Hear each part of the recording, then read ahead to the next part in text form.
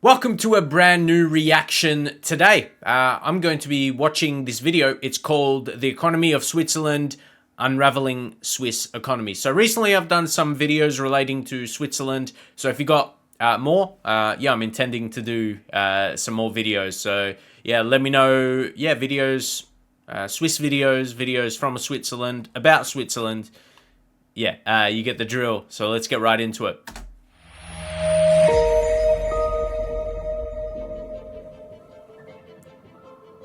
Switzerland, the country known for its obsession with precision and quality, and a fabled knack for making chocolate and luxurious watches. You got me there. I was going to say, I was planning to say that when I saw the chocolate, but chocolate and watches, okay. But, yeah, then you think about it, and then you think about, the Swiss chocolates and then watches, and you're like, oh, yeah, that's true. While Swiss people don't flaunt their personal wealth, the country is often in the economic news as one of the richest in the world. And with one of the highest GDP per capita of over 80,000 US dollars, there is more to Switzerland than luxury watch brands like Rolex and Mille, and premium chocolate brands like LINDT and TOBLERONE. The country's geographical location is probably the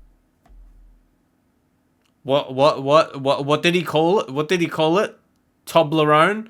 I don't know if people pronounce it differently in different countries, so I just won't go there, but let me know if that's correct from where you're from. But yeah, I know it as Toblerone. Toblerone?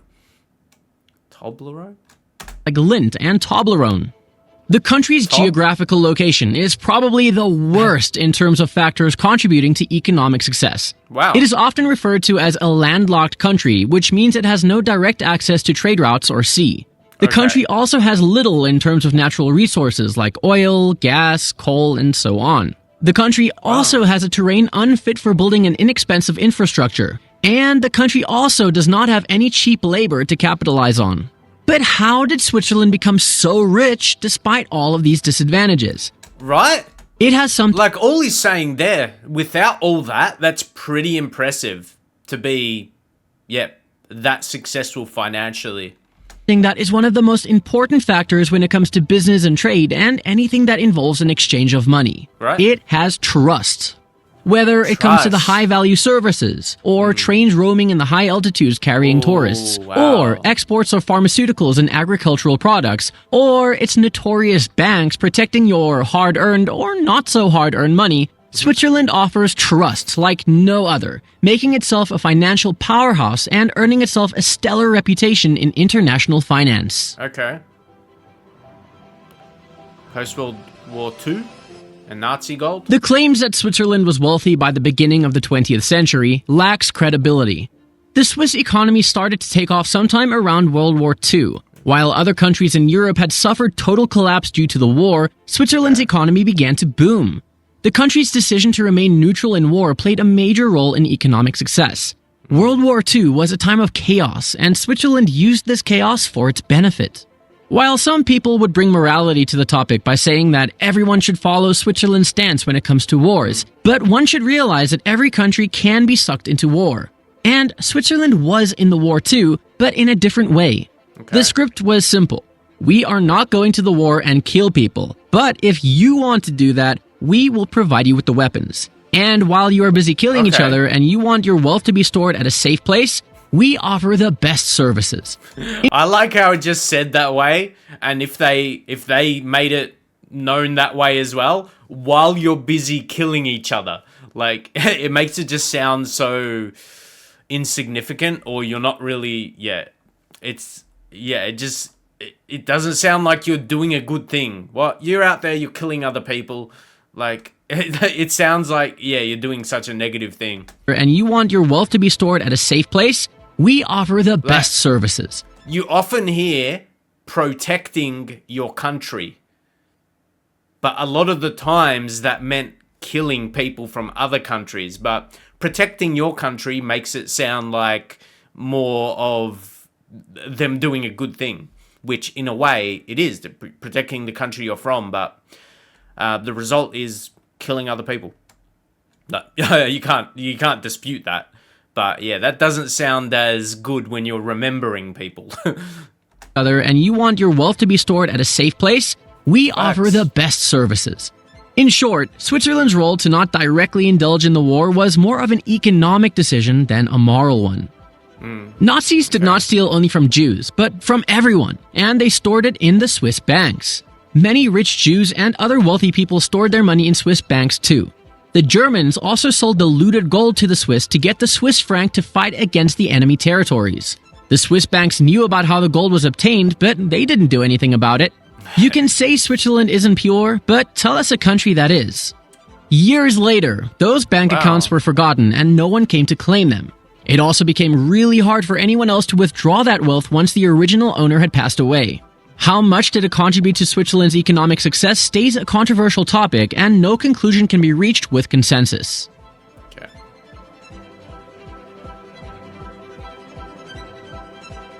With 12 kilograms of chocolate eaten per person per year, more than 450 varieties of cheese, more than 250 varieties of grapevine, and more than 200 types of bread baked, Swiss usually prefer products made in their own country, choosing better quality over cheap imports. That's fair. Switzerland is a post-industrial, highly service-driven, free market capitalist economy. Termed as one of the most expensive countries in the world, the country also ranks on the very top of the Quality of Life Index. Knowing how to use their resources well and being aware of their disadvantages, Swiss understand their economic success is tied to the value-added services. That pushes them to focus more on creating high-skilled labor and investment in their people. This creates a culture of industriousness, and companies like Nestle, ABB, Novartis, Roche, Buehler, Schindler, Swatch, and so on are proof of it. Investing in the education system and research programs is of prime importance. Switzerland is one of the top countries that invest most in the R&D. It also holds the most number of patents per capita.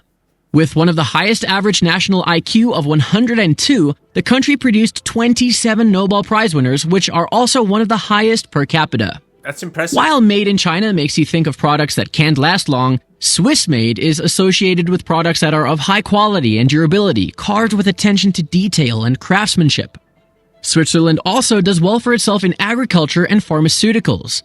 Agricultural produce like wheat, sugar, dairy products, wine, to mention a few, are actively cultivated for domestic consumption and exportation. Yeah, see, like he said not too long ago in this video, they produce their own foods and all that, so they don't get it imported, lower quality, and I really like that because that would just be one of the things that helps their economy financially, because they're not spending all this money to get this food imported where it's not, they've already got a better product in their country. So yeah, it's two things there. They got a better product and they don't need to be spending money to be bringing them in. Mention a few, are actively cultivated for domestic consumption and exportation. Switzerland's economy benefits from its political stability. People in Switzerland trust the government, probably because they have a say in public policies, including the amount of taxes they pay. Even that, that's rare. That's rare. I feel like in most countries, there'll be a higher percentage of people that don't trust their government than the people that trust them, if that makes sense. I don't know. You can't speak for all countries, but like I'm from Australia. I don't know. A lot of people here just don't like the government and politicians and all that. And then you hear about America, obviously, and then I think it kind of sets the tone. I feel like I always hear bad things about governments and not a lot of positive. But yeah, Switzerland might be different because they have a say in public policies, including the amount of taxes they pay. Unlike other countries, a new administration doesn't come with an intent to abolish everything the outgoing administration has put in place. Instead, an inner council is responsible to bring forward a new, mostly ceremonial president every year. This makes it easier to follow the long-term plans and seeing them get carried through. Okay. While the direct democracy approach has nationalistic tendencies, that can be seen from the people's behavior towards immigrants, but it seems to work fine for countries with a small population like Switzerland. The direct democracy approach makes it harder for the Swiss government to waste money that doesn't benefit the people directly. It also stops elites from hijacking the government policies for their benefits against the public interests. Not only do projects and policies require consensus among political representatives, but they also have to go through the people's approval in the form of referendums. And Swiss people go through a lot of referendums. Like, a lot. A small population of over 8.5 million spread across the country is easier to manage. Due to the high amount of wealth coming in the banks of Switzerland, they can easily give loans to their citizens, which means a strong domestic market. Beautiful mountains and lakes and tourism infrastructure make Switzerland cash. Hold up. Yeah, that really is beautiful. Market. Okay. Beautiful mountains and lakes and tourism. Yeah, oh, wow. Yeah, that will be an experience just to be there. Tourism infrastructure makes Switzerland cash an estimated 2.6% of the country's GDP through tourism. Okay. Swiss people are very conservative when it comes to fiscal policies. They will vote for increments in taxes instead of the government taking more loans. However, taxes are relatively low in Switzerland compared to other Western European countries. The labor is not cheap. The Swiss work long hours compared to other European countries. The country has a low unemployment rate and a culture of emphasis on working hard. While salaries are very lavish by most measures, so is the cost of living. Switzerland did a good job of staying out of the European Union without being affected by their decision. Low-skilled labor can be attracted from Eastern European countries. High-skilled labor is attracted from neighboring countries like Italy, Austria, France, and Germany. Swiss profit from the economically strong neighbors by exporting them goods without being affected by anything happening in the European Union. Other than policing each other, the Swiss are a peaceful nation, which is obvious from the fact that they don't use their guns, even though many choose to keep their rifle at the end of their compulsory military service. Swiss also have a culture towards saving money. One reason for the saving culture comes from the sort of welfare system Switzerland is running and employment protection not being one of the best. This forces people to adapt to more savings. Also, Switzerland was not always a rich country, and the previous generations coming from poverty in a tough climate and terrain were always careful with how they spend their money. Before, I guess, reacting to this video, I wasn't really aware of how rich and how strong the economy is in Switzerland. This is making me more aware of it, really. I didn't really know to this extent. Consumer spending is still a culture in the country. In short, Swiss people have a culture of work hard, spend little, and save a lot. Yeah. Elephant in the room. The topic of Switzerland's economy is incomplete without talking about its banks. Swiss banks are notorious for their banking secrecy principles. For this sole reason, a considerable amount of money allegedly finds its way into the Swiss banks. That's why Switzerland is referred to as a tax haven in popular literature, all thanks to the Hollywood movies mentioning it every now and then. The country has no natural resources, but their banks are their mines. Banking secrecy in the region can be traced back to the Great Council of Geneva, which created a law against the disclosure of information back in 1713. While the law was created to protect certain individuals and groups of that time, the reputation of Swiss banking secrecy grew more and more. While other European countries began to heavily charge taxes to facilitate the process of their contribution to World War I, Swiss bankers were on a campaign in France capitalizing on wealthy people's fear of losing money by offering them secrecy in the time of crisis. Disclosing the client information was already a civil offense in the region for centuries. The Swiss Federal Assembly went on even further, making it a federal criminal offense in 1934 with landmark legislation, also known as Federal Act on Banks. The strong currency, declaration to remain neutral in World War II, and a history of being a safe haven for wealth contributed significantly for it to become more trustable in the time of crisis and years later. The country has received significant criticism for serving as a safe haven for the wealth of dictators, despots, mobsters, arms dealers, corrupt officials, and tax frauds of all kinds. The script is very simple. You are in court in your home country for money laundering. Your wealth is safe in Swiss banks. You are arrested in your home country for shady business practices. Your wealth stays safe in Swiss banks. You die? Well, then it stays safe forever in Swiss banks. The truth is, when you die, it doesn't really matter too much. Everyone wants to raise finger at the Swiss banking industry until their own wealth is involved. Switzerland's banking industry played a major role in the Swiss economy. The banking system contributed significantly to the money that was invested within the country, from education to healthcare and so on. The Swiss Bankers Association in 2018 gave an estimate indicating that Swiss banks held 6.5 trillion US dollars in assets, or 25% of all global cross-border assets. That's a lot. In 2020, the Swiss National Bank, SNB, reported that total banking assets in Switzerland account for 500% of the country's total GDP. Okay. There have been claims that the entire banking industry has been changed for Switzerland, and for shady money practices, you have to look for another place like Cayman Islands. They also claim that the wealthy continue to work with Swiss banks like UBS AG and Credit Suisse Group AG due to their experience and expertise in the banking industry and the quality of advice and service they provide. There has been an international push to roll back the banking secrecy in recent times. Switzerland did go to sign some agreements, and it seemed like the banking secrecy no longer exists, popularized in headlines by some excitable news reports. The truth is, the banking secrecy remains intact. Swiss banks make sure that there is a difference between tax avoidance and tax evasion, and both are not mixed. Under Swiss law, an external authority that seeks to gain access to the confidential banking information of a client in a Swiss bank must be ready to satisfy certain strenuous conditions. Most of these external authorities don't like the high standard they have to scale before accessing banking information about their citizen in Swiss banks. In 2018, Transparency International ranked Switzerland as the third least corrupt country in the world. But its banking sector is a completely different story, as it was rated the most corrupt in the world due to strong secrecy laws and a large offshore banking industry allowing money laundering and hiding shady money. Interesting. Final thoughts. The Swiss economic model cannot be duplicated in other countries, as it would not work the way it works in Switzerland.